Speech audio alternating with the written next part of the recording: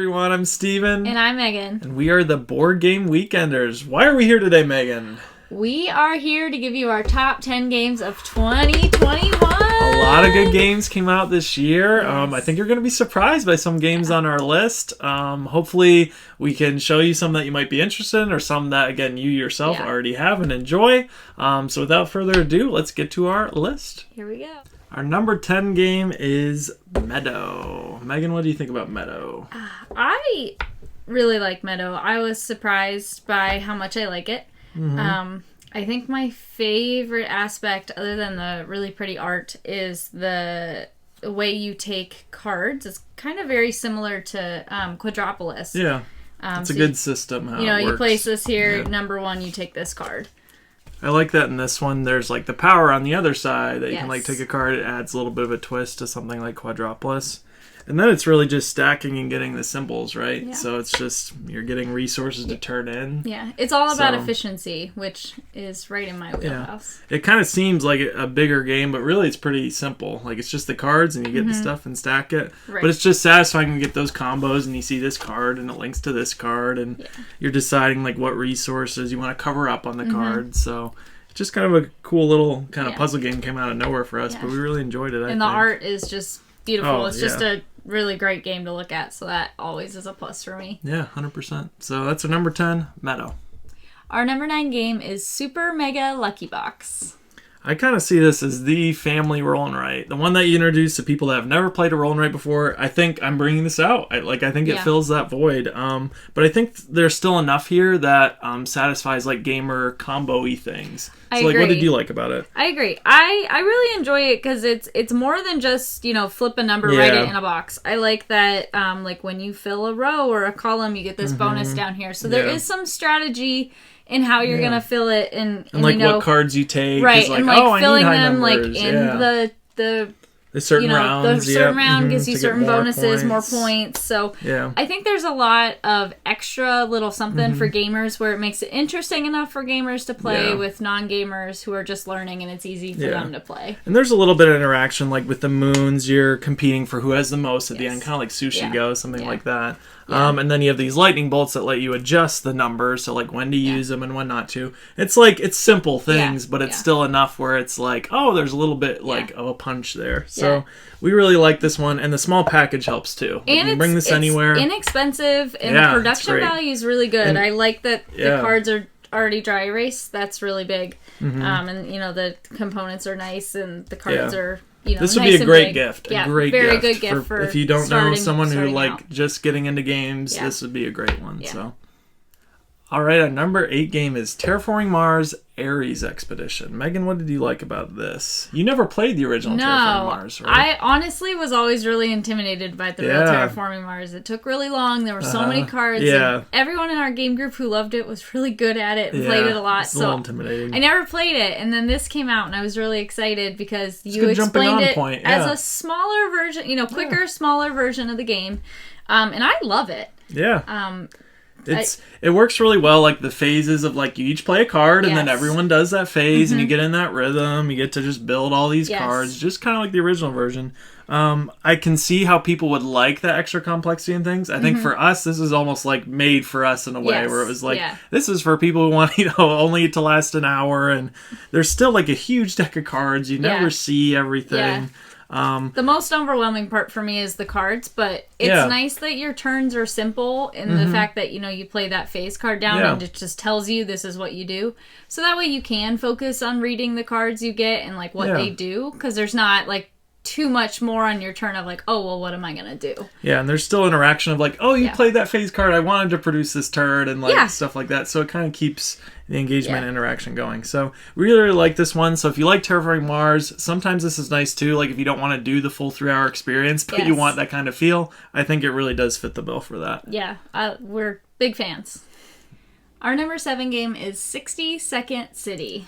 So we play this one actually a little bit differently. This is a 2-player collaborative cooperative game that you're supposed to be doing together, and it's real time. Basically, you're flipping these tiles, placing them on the board, trying to complete goals, like have a certain number of purple in a section and different shapes and whatnot. But we actually just got 2 copies of this, and we just play it against each other in the goals to see how many we can complete. Yeah. I normally do not like real-time games. They are really stressful to me, and I'm just not really into them. But this one, I think it's just because it's so simple. I love how chunky the tiles are. Yeah, they're made great. of wood. Great quality, yeah. And these little boards have these little rubber dividers where the pieces just sit and they fit so well.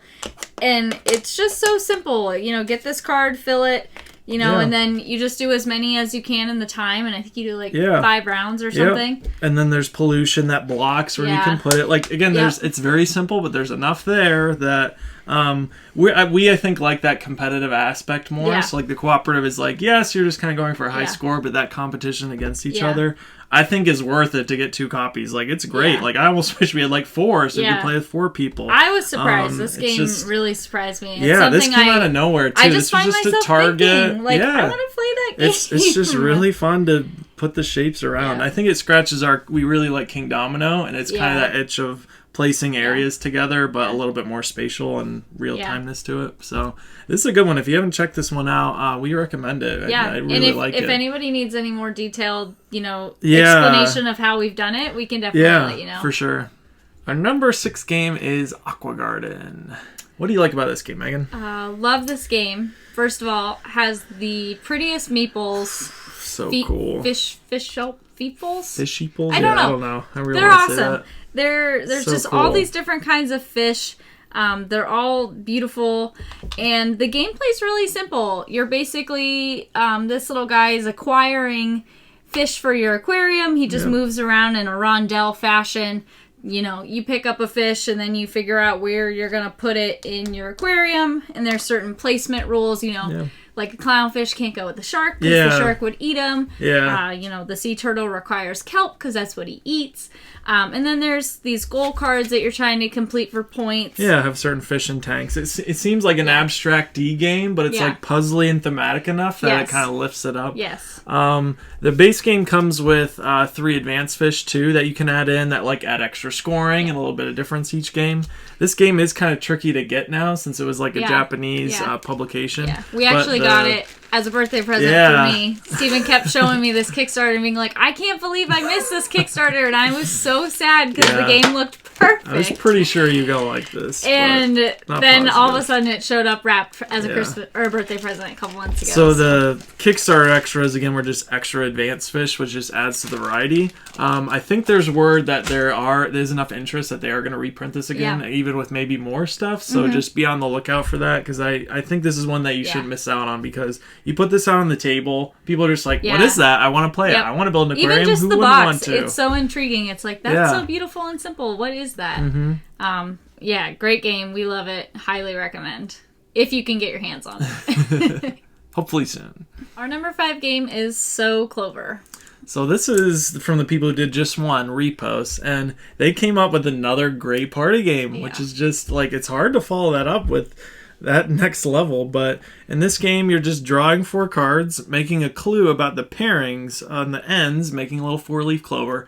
It's like cute, thematic, it makes sense and it works. And then you're just cooperatively, you're putting this on the table once everyone's done and just going around, and everyone figures out where to put the card. But the twist is you add in a random card into the selection of them so that there's one kind of that doesn't fit, and they have to figure out the orientation of the cards and where they fit, and everyone's debating the clues. And I really like it. I'm not usually a big fan of party games, but this is probably definitely my favorite. I like just one, but this is such a step up for me because it's got that extra level of thinking where instead of writing down 1 word, you're writing down 4.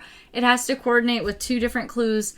And sometimes the clues just don't go together at all. And you have to make it work. Really creative. And it's fun too because it's a little bit creative where you can play to who you're playing with. Write clues that are like kind of personal to you guys so people understand them better. This definitely evolves with the group, and it's nice that like everyone gets to be the clue giver, where in like code names it's like 2 people are and everyone just kind of sits. Now, some people might not like that, feel a little pressure, like I can't think of a word for this, but those people can just sit and then help figure out how to put the cards in. Like, you can even have kids do that. Like, it's you just can't take it too flexible. seriously, honestly. And there is a way to like score it, but like we just kind of play to have fun. Really, it's kind of like just one in that way. This was a huge hit over Thanksgiving. Yeah, it was just our so families. popular. And again, cheap price point. Yeah. If you have again a group or people that like just one, I find it hard to believe that you wouldn't like this. Right. Like this is just so good. So that is so Clover. Okay, our number 4 is Dinosaur World. This is a big one, Megan. Big table hog. Highly anticipated game of this year. So basically this game, it looks complicated, but it's really not that bad. There's different phases as you work through the game. So at the beginning, you kind of pick a card that tells you, what color meeples you're going to get, the workers. And then the different colors can do different things. So basically you get your workers, and then you're going to be placing them out, getting DNA, buying dinosaur tiles, buying these special tiles to go out into your park. And then basically, then you kind of do your own thing. Everybody kind of does their own thing in their player mats. They, there's player mats that you move up track to get income. You got to increase your security. Make dinosaurs with the DNA. Things you would do in a dinosaur park. Yes. So this one has a lot of similarities to Dinosaur Island, right? We really like that game. Now, did you like this one more? I hate to say it because Dinosaur Island has always been one of my top games, but I don't see myself wanting to play Dinosaur Island over this, unfortunately. Yeah. So this game adds this Jeep phase where you're moving around your tiles. So where your tiles are placed matters, and what you're on your tiles matter, because sometimes you need workers.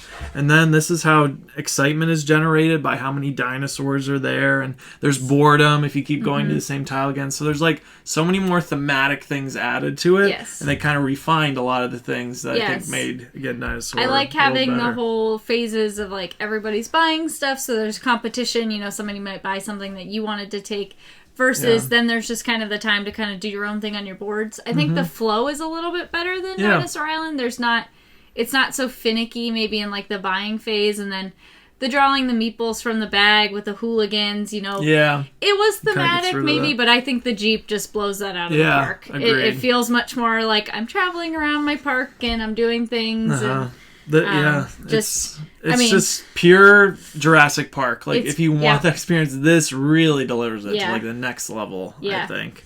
And there's expansions you can get for this, and we haven't even touched those. But those, if you even want more variety, there's like Ice Age animals and water, and like there's just endless things you can discover. The biggest downfall is that it is a table hog. It's just a table hog, but once you get it set up and going, it's good. But you're right, it is a bit of a bear because it's just big. But again, the tiles kind of need to be that big so you can see them and all the symbology on them. So I get why it had to be that way. Yeah, the font's almost just too small, but once you get the hang of it, it gets easy. But great game. Can't say enough about it. Our number 3 game is Cascadia. This one had a lot to live up to because Calico is our number 1 from last year. Again, from Flat Out Games and AG. And this one is another hit. I mean, it's really good. You have this simple system where you're picking a tile and an animal matchup. And they're really nice wooden screen printed tiles and nice, again, tiles, how they fit together. You just add it into your, again, landscape, and then you put that animal on a habitat that has it. I mean, it's that simple. Yeah. I love the multiple different ways you score in this game. You can't do everything, but you have to think about everything at once. You're trying to get the animals in a certain arrangement, but you're also trying to get your landscapes to go together with the way you place your tiles. And there's different cards. Like each game, there's a different bear card. They're very similar, but it's different enough that each game feels a little bit different. Yeah, so, for, say, this one, scores per group of elk in circular formation. So you're trying to get all your elk in a circle formation, but you might not be able to get a bunch of elk, or the elk tiles you get, the terrain doesn't necessarily match up with how you want. And you can get these pine cones that let you take 2 tiles that are different from each other when you place it on a keystone species tile. So there's a little gamery aspects in there for sure. Yeah, and the scoring is really simple. They have a really nice score pad. It's just you score these cards for how your animals are arranged. You score 1 point for each of your largest terrain type, and then it's a competition between everybody of who has the largest terrain type of each type and gets certain many points. This one, like Calico for me, is very elegant. This one's a little bit more open, I feel like, where Calico's very tight and crunchy and puzzly, which is good when you want that kind of feeling. This one's more open, relaxed. The artwork brings you in. It's a more just kind of, again, peaceful kind of experience, I think. And there's still probably the same frustration as there was in Calico, where I really want that. I need a pink polka dot, in Calico. Yeah. There's still that, but I think the addition of the pine cones has really helped do that because you can wipe the animals, so that kind of gives you some choice in your turn. You can usually do something. Like, you can usually add to a landscape or get it. Like, you're never usually that stuck, I would say. So very good game. One. Really pretty. I honestly would love to just see expansions to this game and just be like different ecosystems with different animal cards. But I'm an animal person. That's just this is another one like we mentioned with So Clover and Just One. It's like if you like Calico, you're probably gonna like this. I would think. Again, that'd be another great gift for someone. So that is Cascadia. Our number 2 game is Floriferous. This one is just a wonderful game. We were really big fans of Herbaceous, so this was a highly anticipated game for us, and it did not disappoint. Artwork is beautiful, which... Yeah.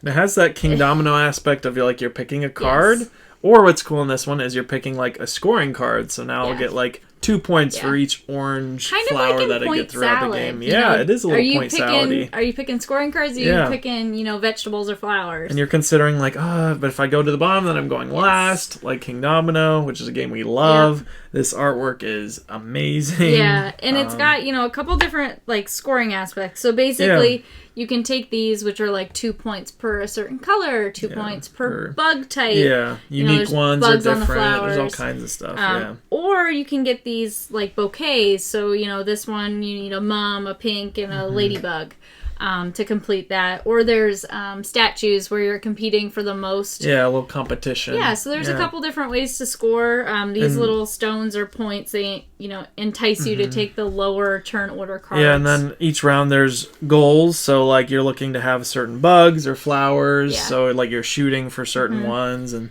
there's some mystery ones that you're not sure what you're gonna get. So there's enough here where it's like a very nice light package, comes in a small box, but it really packs a punch where it's like that felt like a full-ish game. Yeah, but it's again one of those other ones where it's really easy to teach to non-gamers because it's simple in your turn orders and what you actually do. But there's enough variation in the scoring and other aspects where it's very interesting to gamers too. This just feels like this is never going to leave our collection. It feels like a great start of game night or end of game night. We're like, we could play that. It's nice and easy breezy. Yeah, or an after work. Hey, we got 30 minutes. It just fits that void so well. So again, this is a nice small one that we highly recommend. Yeah. All right, our number 1 game of 2021 is Kohaku. A game that doesn't get a lot. It doesn't get a lot of publicity. Shocker! We hear nothing about this game, but we're here to change it. This is just so good. Every time we play this game, we're just like, we just love this game, and we don't get why more people don't talk about it. Yeah, it is. Get it. It's definitely got to be in my top 3 probably of all time now. It's the most streamlined.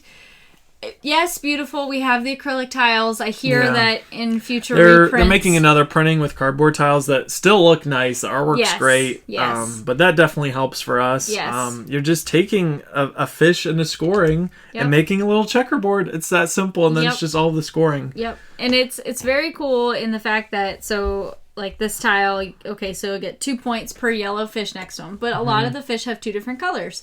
So there's, ones where like a yellow and white fish give you 3 points. Or you get points for having these dragonflies next to things, or the little baby fish. Yeah. Or these turtles are just worth 5 points.